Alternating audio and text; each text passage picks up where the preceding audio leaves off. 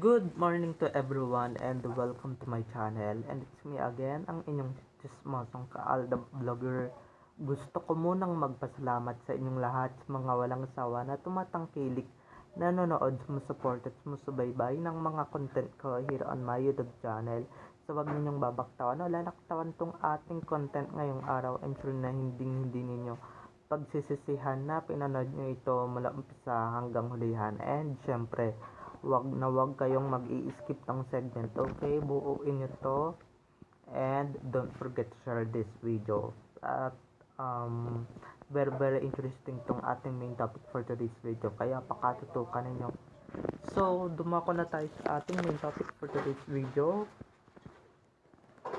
Oo nga no, dati napaka-active din nito, isa yung Belo Medical Group sa napaka-active during the Sarsuela time. Pero ito na nga, may takot din naman pala silang nadadama. So, ito na guys, watch this. Mamaya ipapaliwanag ko sa inyo ng bongbo. So, ito na guys, watch this.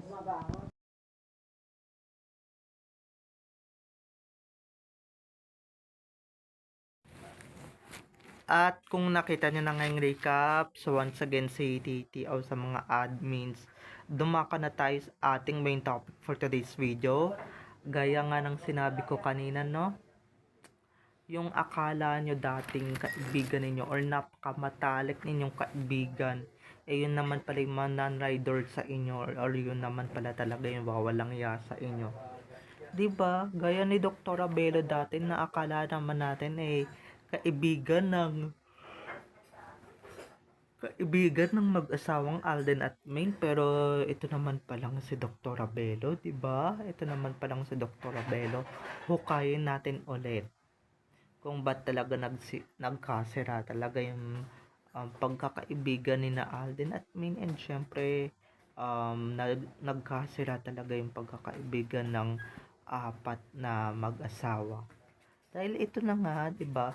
Alam niyo naman dati na talagang isa yung Belo Medical Group or yung isa yung Belo um, na talagang umanib talaga ng bonggang-bongga um, diyan sa Sarsuela na yan or diyan sa pesteng Sarsuela na yan, 'di ba?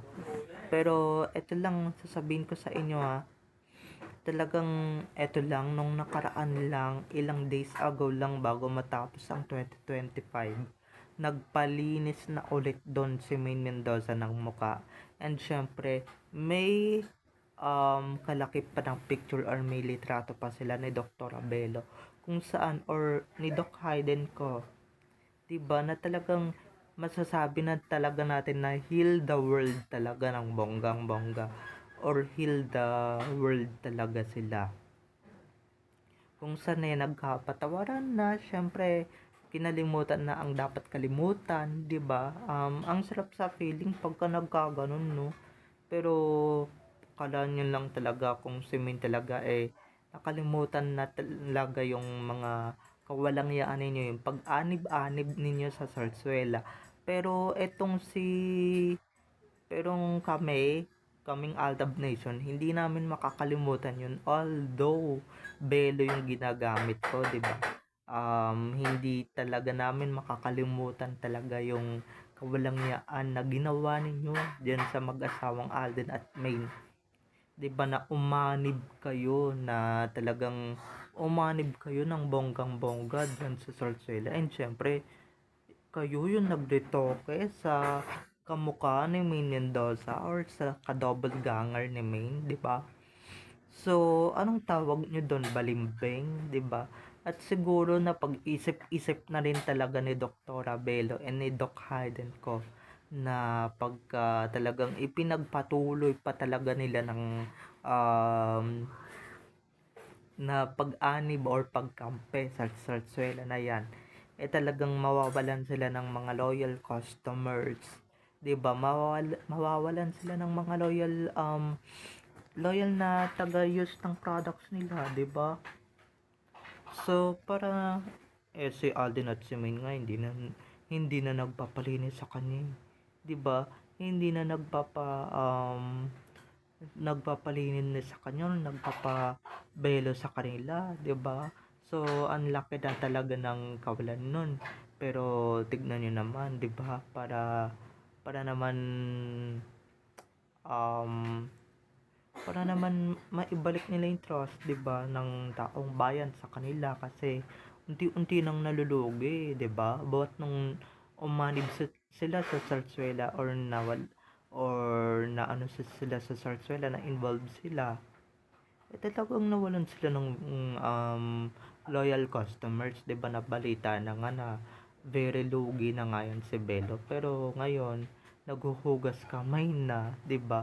Um, na bigla silang bumait biglang hindi sila, 'di ba? Biglang ano kayang nakain ng mga to, 'di ba? Um, biglang ganito, ganyan yung mga nagaganap. And syempre, nangyayari, bigla-bigla, 2025, ilang taon lang yung naging, ano nila sa Belo Medical Group, yung Sarsuela, di ba? Ilang taon lang yung kontrata nila. O baka hindi talaga nila nasikmura yung pagmumukha ni Clowney na trinay naman talaga nilang pagandahin at trinay naman talaga nilang kopyahin yung si Main, pero talagang hindi talaga nila makopya-kopya, 'di ba? Anong magic na yung ginawa? Anong magic na talaga yung ginawa talaga ni Dr. Bello um sa pagmumukha nila, 'di ba? Or sa pagmumukha ni Clowney. Pero talagang nakakahiya naman talaga ng bongga, hindi ba? May mga ganito, ganyan naman talaga silang instances, pero ngayon din talaga nila na-realize, natagalan lang, di ba? Natagalan lang bago sila makarealize na mali naman talaga dapat or mali naman talaga yung pag-anib-anib nila sa sarsuela. Kaya 'di ba, ginamit na rin talaga nila yung utak nila finally. Nagamit na rin talaga nila yung utak nila na talagang na na talagang mali talaga na umalib sila sa mga walang hiya or sa mga yung mga paek-ek ng Zarzuela Group of Companies. And syempre, wala naman talaga silang nagawa dun sa Clowney na yun dahil kahit anong gawing Belo or anong paggamit nilang products ng Belo, talagang lalabas at lalabas talaga yung kapangitan ni Clowney. Or talagang keso hodang hindi talaga e-effect yung Belo products kay Clowney.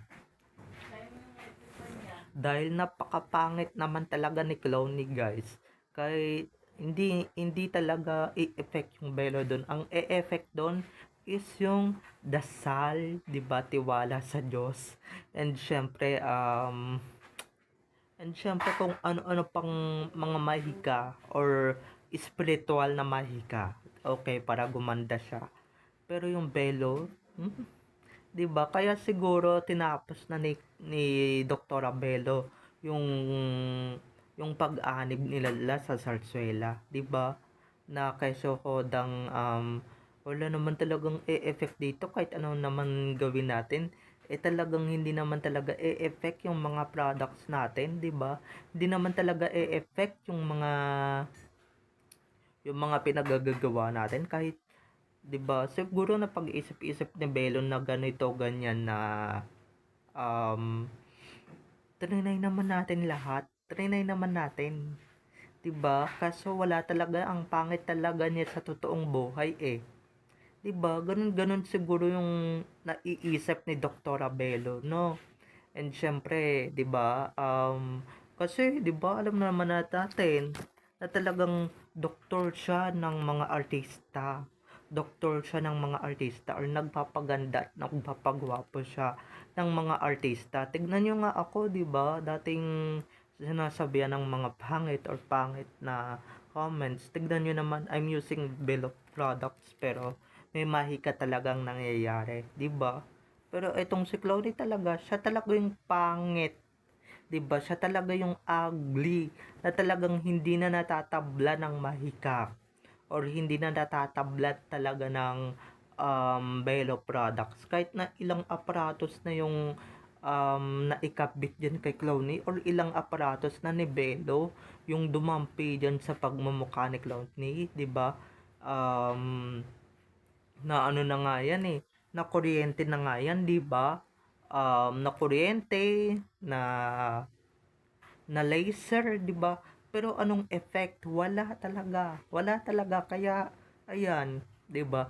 Naisip talaga nilang hindi nila talaga magagaya si Main kahit ano pang gawin nilang belo dyan kay Clooney or kahit ano pang gawin nilang um, kahit ano pa kahit ano pa talagang gawin nilang pagpapaganda niya dyan or pagpapakinis dyan sa pagmumukha ng clone na yan, eh talagang hindi na talaga e-effect yan mga ka-ADN. Okay, hindi na talaga aarangkada yan si clone um, dahil yung magkamaling magpaganda dyan sa clone na yan or sa clone na yan, eh talagang mamalasin at mamalasin talaga ng bonggang-bongga. Tingnan ninyo, 'di ba?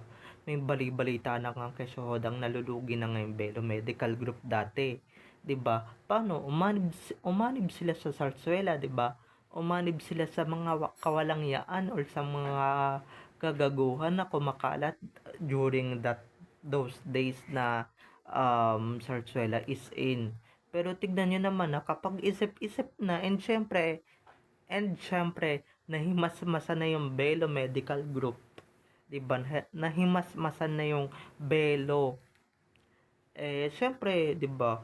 Kayo ba naman mawala ng mga loyal customers dati na kisuhodang malaman-laman nila na diyan nagpapalinis si Alden at Main, diyan na rin sila nagpapalinis, 'di ba? Or diyan na rin or yan na rin yung mga products na ginagamit nila since day one, 'di ba? Kahit naman ako guys, ginagamit ko din naman yung Belo, 'di ba? Pero nung nagka-Sorzuela, talagang sino yung huminto ng mga Belo products, 'di ba? Sino yung mga hate na hate talaga yung mga Belo products, 'di ba? Um, kasi nga umanib sila sa Sarsuela at hindi nila pinahalagahan yung pagkakaibigan nilang mag-asawa sa mag-asawang Alden at Main, 'di ba? Parang tinapon at tinapon naman din nila yung pagkakaibigan nilang dalawa eh. Di sa nilang dalawang mag-couple. Pero guys, 'di ba nakapag-isip-isip na nga si Dr. Abelo at syempre hindi na nga inend yung pagkakaibigan nila ni Main at saka ni Alden. Okay? So, bye-bye na mga ka-ADN. I love you all. Have a nice day. Keep safe. And God bless everyone. And don't forget to subscribe to my YouTube channel. And syempre, don't forget to click the notification bell para pag nag-upload ako, kayo agad ang unang-unang manonotify sa aking mga susunod pang i-upload ng mga videos. Okay?